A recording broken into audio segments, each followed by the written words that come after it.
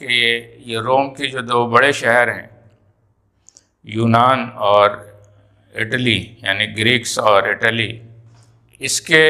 جو بانی ہیں وہ دو جڑواں بھائی ہیں، اور ان دو جڑواں بھائی کی پیدائش جو ہے بغیر باپ کی ہوئی تھی۔ یعنی ان کی تھیوری کے حساب سے واقعہ یہ تھا کہ بھئی ایک بادشاہ تھے، اس کی ایک بیٹی تھی،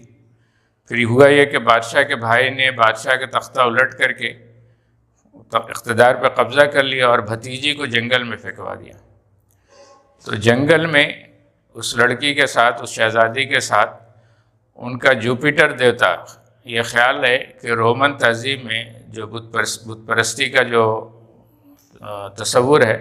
اس میں جوپیٹر کو سب سے طاقتور خدا مانا گیا۔